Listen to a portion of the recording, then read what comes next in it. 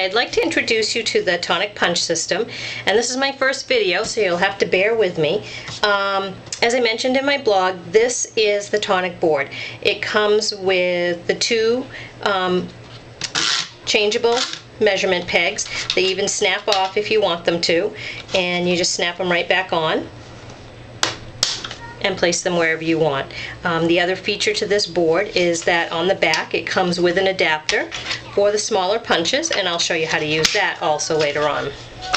In the beginning, well, to start with, what I decided to do was to mark where it was best to start my paper and place my blue measurement here so that it would work with most of my borders. And I know that may not make sense, hang on a second. But it is measured out in inches and in centimeters, so depending on where you are, along with this grid mark also. What I did was I placed a mark right here between on the half-inch mark, and that's where I always start my paper, and that gives me a perfect small edge between the edge of my paper and the start of my border. For the majority of all the 2-in-1 punches, I discovered that putting this on the 1 1/4 mark here was where it would work perfectly, so that each piece would match up. I also took a Sharpie and darkened the center line. There's a little raised line on the middle of this, okay, and I darkened it with a Sharpie so that I would know where that mark was. So let's start with a basic 2-in-1 corner punch. This is the diamond punch, and this is the frame that comes with it. It's simple. You take your paper, you place it in the frame, and you punch. And there's your corner.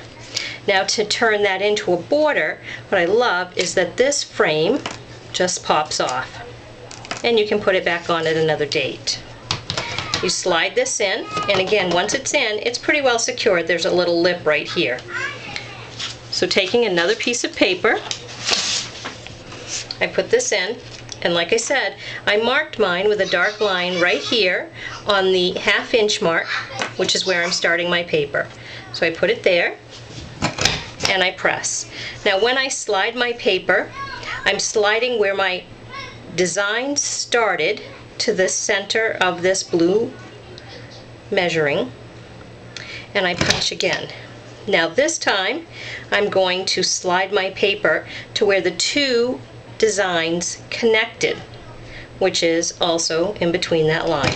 And I'm just going to continue down my sheet of paper like that, creating my border, whether it's a piece of paper, whether I'm doing this on a card, and I'm just going to keep going, sliding my paper to where the two designs join here in the middle. So even if I get lost, I can slide this in and go right back to the center point. And let's just keep going. And it goes that way the whole way. Now this, if you've done it right, breaks away. But don't get rid of that, because that's kind of a cute border also. But here is, let me just smooth this away so you can see against the white, the beautiful design that the diamond print makes. Okay, each of the 2-in-1 punches does exactly that. Punches a corner like so, and punches a border when you remove the frame. To put the frame back on, you simply slide it in on one side, slide it in on the other side, give it a little pinch, and then it's together. To empty out your punch when it gets full, you simply open up the back, turn it over, and dump it out. Some of us like to keep the pieces, and even these small pieces here make adorable little corner frames. Okay, that works that way for all of the 2-in-1 corner punches. Let me show that to you one more time. I just want to remove this, put my board down, and this time I'm going to take a punch that we might not think would make that much of a design. This is what they call the smile punch. It is a corner punch. I've already removed my frame, but let me put a frame on just so you can see how that's going to look. So I've inserted my frame like so, and taking another piece of paper, and I'm working with strips, but you can use your cards and your scrapbook pages and those types of things. Put it in, punch, and that's a beautiful piece, because with this one you can actually tuck your picture up in there if you wanted to, okay? But now to turn this into a border, and this is a beautiful border, you start your paper on the 1/2 inch mark and you punch. Then you slide your paper down, again, where the punch started, to the center of your blue marker, which has been placed at the 1 1/4 inch spot. So this goes here,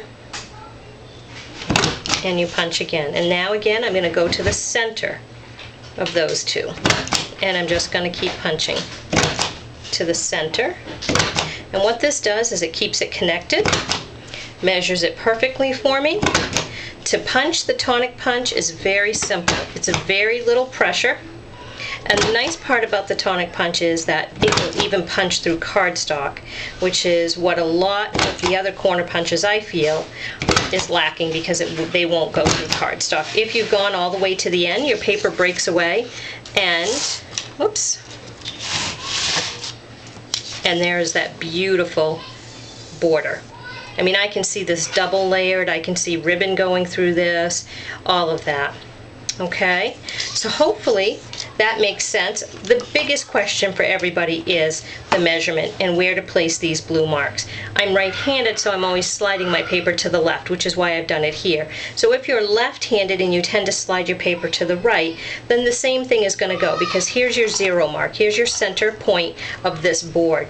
So you'll just start with the 1/2 inch mark over here, the 1 1/4 inch mark over here. I'm going to slide this down so that the point of this is on my 1 1/4 inch, and I would darken this part just because I'm half blind and do that. Okay, I hope that has helped, and I'd love some feedback on this first video. Thank you.